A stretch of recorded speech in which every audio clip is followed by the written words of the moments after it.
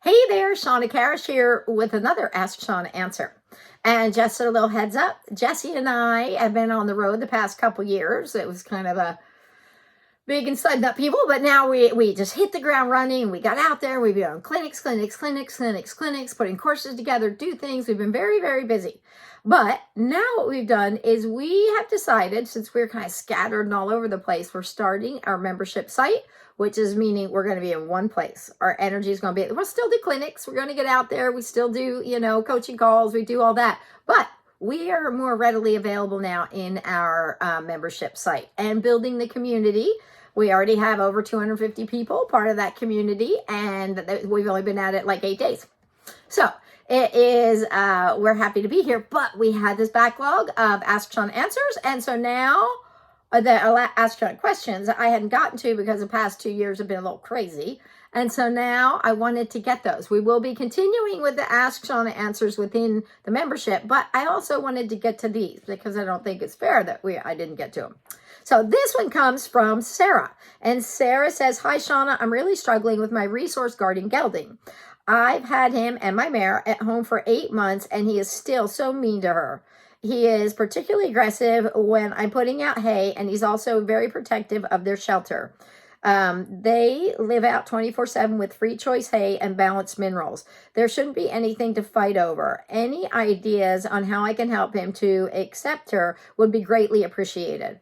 Okay, and I think I love, Sarah, that you're thinking about these things and try to do it right. So many people just chuck them out together and think, deal with it. Or never put them together and think, well, they couldn't, so they can't. And then they don't try to figure out how can we maybe help them adjust. And I think it's important to keep in mind that these kind of resource guarding and this kind of behavior isn't something that's typically seen in the wild. It is a human construct in that we have them essentially in captivity. And so they find the resources are more, it creates kind of these artificial perceptions. We know that there's plenty there. So some of the things as management goes that would be best to do is be sure you're putting out multiple piles in multiple places for them to go if you can.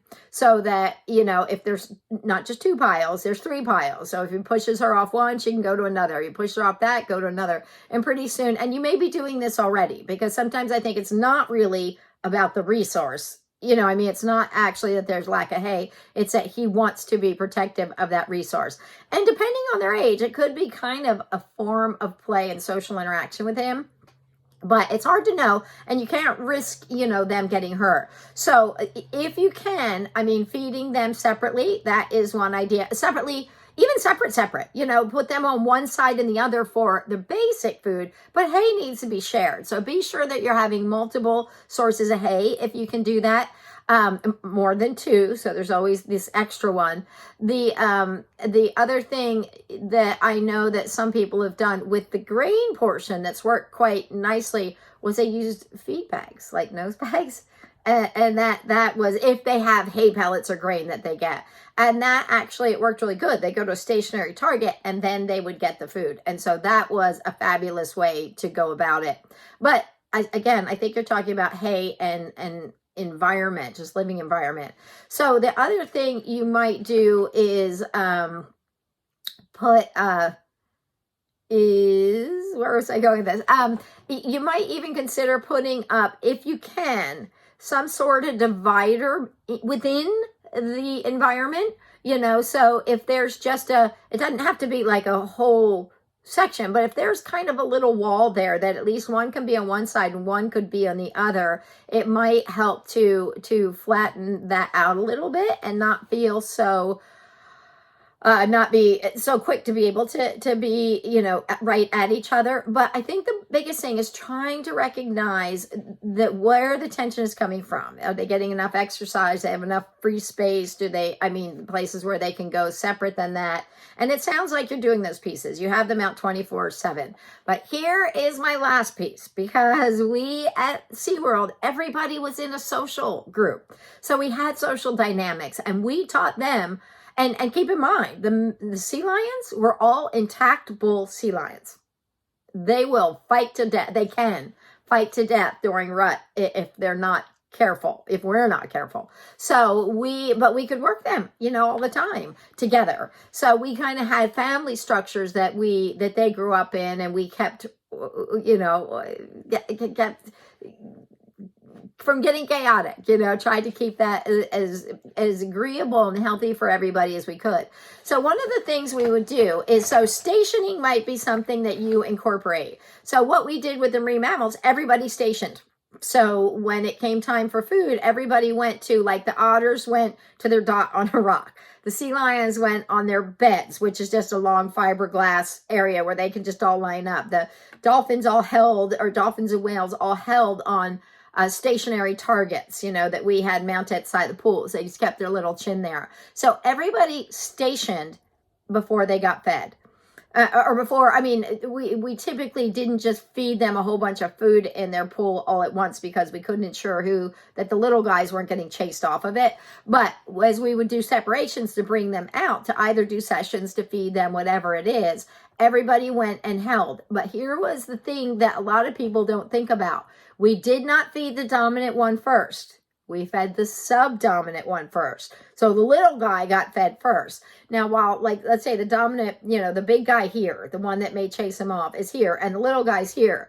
While I may be feeding this one, I'm keeping eye contact and feeding a bunch for that one. Feeding this one, feeding a lot for that one. So basically teaching them, when you let the other one eat, you get to eat, or you get more food.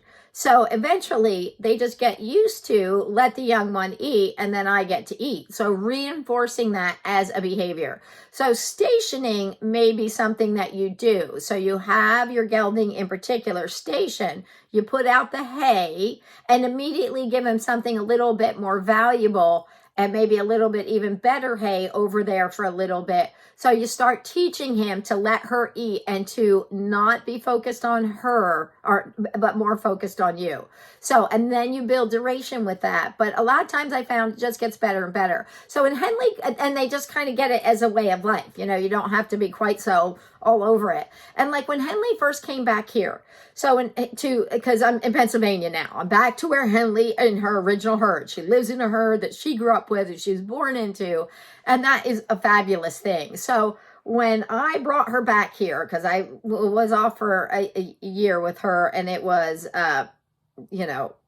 anyway, came back to here to having her brought back here, and now her mom kind of is basically kind of the one that's the more, the biggest leader, as it were. She's the one that really kind of is, everybody kind of listens to or looks to a little bit. She's very placid. It's a very settled herd. There's not, they're not aggressive with each other. That's not how that goes. But she was also had a little protection because she could do whatever she wanted. So she left here as a yearling, pretty confident and pretty, she was the baby, and still they're all very kind with the babies. Babies get away with murder, until they get a little older. Well, she comes back, and now she is past 2 years old.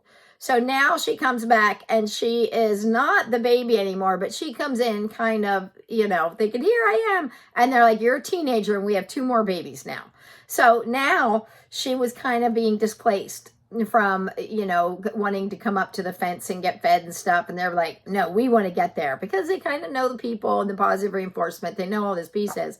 And so what I did, I started with her mom. When she was standing next to her mom, I would feed Henley some hay pellets, then feed Hadley, her mom, a few hay pellets. Henley, then Hadley, and then Henley, then Hadley. And then pretty soon, Henley and Hadley just stand, and I can feed whoever, and they just stand together. And then I said, okay, let's do it with Addie. Let's do it with Luna. So kind of built up. We're really trying to help the others to let Henley eat and realize they're going to get reinforced for it. Now, that is not standing in a social situation and eating, but it does help in those situations too. So I think if you kind of try to work on some of those pieces with your gelding, I think that it may help him. Anyway, I hope, Sarah, that gives you some ideas and some things to think about. If you want and you have more questions, or you want to interact or kind of join the community, you're welcome to look into the ShawnaKarrasch.com. It has a free 7-day trial. So, and this is, so you can have a look around, and that is where we are, and there is a community there. and it's where we're answering questions and doing our monthly Q&As. So, and from here on out, once a week, we're going to be answering questions from in the community chat in there. So we'll be posting those on the group. So it's so much more access to us there and directly getting feedback more timely than a long time later. Anyway, so if you guys want to check it out, go to shawnakarrasch.com. But if not, and our slogan is elevate everything. Compassion, performance, connection. And that's really, no matter what you're doing, we want it all to be in, a better place. So thank you for your question. And we're going to carry on with more of our Ask Shawna answers. Okay, bye for now.